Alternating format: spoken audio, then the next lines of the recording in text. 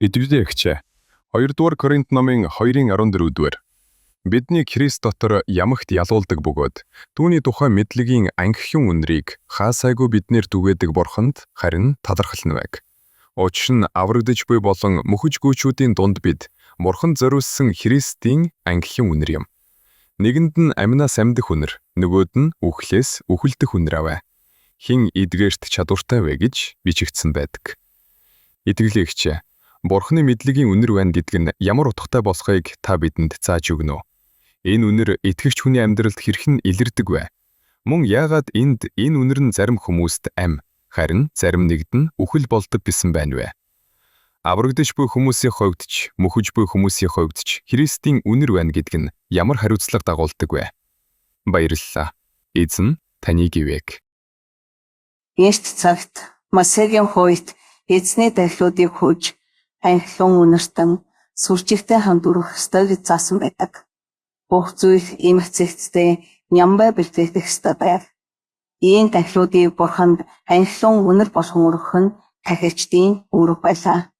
Үнэртэн бүтээгч буюу үнэр найруулагчид анхлын үнэртнийг хийж, үүнийгээ сүм давтсан хүчтэй хамт янз бүрийн байдлаар өргөдөх байв. Үүнийг Бурханд зориулсан анхлын үнэр хэмээн нэрлэдэг байсан. Тухайн үед бүх зүйл биетээр орших ёстой байсан тул Бурхан хүмүүсээс өөрийг нь нүдэнд харагдах байдлаар хүндэтгэн шүтхийг шаарддаг байв. Тиймээс ч амьтдаар дахил өргөж, хүчний утааг Бурханд хүрч буй анхлын үнэр болгон дээш сунаглуулдаг байсан. Мэдээж Бурханд эдгээр үнэртнүүд ямар ч хэрэггүй байв. Харин тэр хүмүүсийг өөрийнх нь төлөө хижээж зүтгэл гарган өмнөч сэтгэлээ харуулах гэж хүссэн учраас тэднээс хамгийн сайныг, хамгийн сайн үнэртэн, хамгийн сайн хүчийг шаарддаг байсан ба зөвхөн дахигчийн удам ухсаар энэ өргөлийг хийх хэрэгтэй байв. Энэ бүхэн нь Бурханд өргөх анхлын үнэр байлаа. Гэвч энэ үнэр нь илүү гүн утгатай байсан. Энэ нь ирээдүйн нэгэн зүйлийн бэлэгдэл байв. Учир нь Бурхны өмнөх энэ анхлын үнэр нь ирээдүйд зурч шодрох эрхтэй эмэгтэй хүмүүс байх ёстой байв. Энэ нь нэг ясандаа Бурхны таалалд нийцсэн, муугаас нүур буруулж, үргэлж сайн ба зөвийг хүлдэг ариун хүмүүсийг бэлэгдэж байсан юм. Ийм хүн Бурхны өмнөх анхлын үнэр юм. Бичвэрт Бурхан заримдаа түүнд өргөсөн хүчинд сэтгэл хангалуун бус байсныг өгүүлдэг. Хэрэг утаа тал тийшээ тархан замраагүй сунаглал.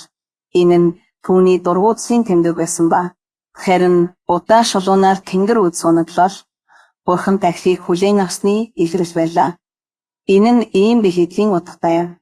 Өнөөдөр итгэгчид бид зүрх сэтгэлээсээ Бурхныхаа өмнө ийм анхлын үнэр байхыг хүсдэг. Тиймээс ч 2-р Коринт номын 2:14-р бүлэгт бидний Христ дотор ямагт ялуулдаг бөгөөд түүний тухай мэдлэгийн анхлын үнэрийг хаасайгүй биднэр түгээдэг Бурханд харин талархсан байг гэсэн байна. Энд бичигдсэн Бурхны мэдлэгийн анхлын үнэр нь итгэгчдийн амьдралаар дамжин ихэрдэг. Цааш нь хэлэхдээ учир нь бид бол Бурханд зориулсан Христийн анхлын үнэр мөн гэсэн байна. Тэгэхээр урд нь хүчний үнрээр төлөөлөл байсан зүйл өнөөдөр сайн мэдээний энэ цаг үед итгэгчид өөрсдөө юм. Бид аврагдж буй хүмүүсийн дунд, зөв шудраг, шолон хүмүүсийн дунд, мөн мөхөж буй хүмүүсийн дунд ч Христийн анхлын үнэр болдог. Ингээд цааш бичигдээ. Нэгэнд нь үхэлд хүргэх үхлийн үнэр, нөгөөд нь амьд хүргэх амийн үнэр болдог.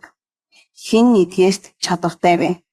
Энэ өгүүлбэрээр биднийг Бурхны үгийг гуйвуулдаг зарим нэг хүмүүс шиг биш юм гэдгийг онцолж байна. Бид чин сэтгэлээсээ Бурханаас ирсэн үгийг Христ дотор түүний өмнө гаргаж хэлдэг. Бурхан биднээс Христийн мэдлэгийг тунхаглахдаа үнэнч, шудраг, зөвхт байхыг хүсдэг. Тэр үеийн хүмүүсийн хувьд энэ нь асар том сорилттой. Тэд юудэчүүд байсан ба өөрсдийн уламжлалтаа өсөж төрсөн хүмүүс байлаа. Гэтэл гэнт тэдний сүнслэг амьдрал Есүс Христ эзэнд итгэхийг шаардсан юм. Бидний хувьд өнөөдөр энэ амархан боловч тэдний хувьд жинхэнэ тэмцэл. Тиймээс ихч бидэнд Бурхны анхлын үнэр болохын хувьд чигт шудраг үнэнч байх ёстой гэдгийг дахин сануулсан юм. Учир нь тухайн үед олон төрөвлүүд байсан ба Бурхны сургаалыг заагчдын дунд бас үнний гуйвуулагчид цөөнгүй байлаа. Нэг талд нь юудэчүүд, нөгөө талд нь Христэд итгэгчид байв. Харин өнөөдөр биднийг нэгтгэсэн эзэнт талархал нь байв. Бидэнд Есүс Христ эзэнд итгэхэд хинч бэрхшээлтэй биш. Бид түүнийг зүгээр хүлээн авдаг. Бид бол түүний анхлын үнрүүд юм. Хинч болохоор эзэн бидэнд сайн мэдээг дэлхийд тунхаглах энэ гайхамшигтай үүрэг даалгаврыг хүлээхэн өгсөн байх гэж би боддог. Бид бол төгс байдал, зөв шудрах ёс, чин үнэнч байдлын төлөө тэмүүлдэг хүмүүс юм. Бид Бурхны өмнө үнэнч байж энэ замаар цааш алхахыг хүсдэг. Энэ бол сайн мэдээ юм.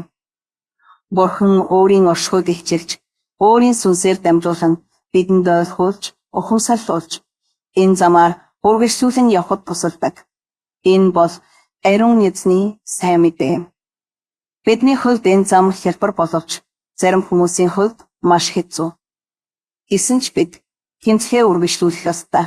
Хамгийн чухал нь Христ Есүс дотор бид үргэлж ялна.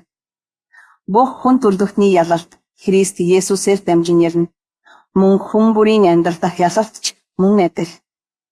Христ Есүс бол бидний ялалт юм.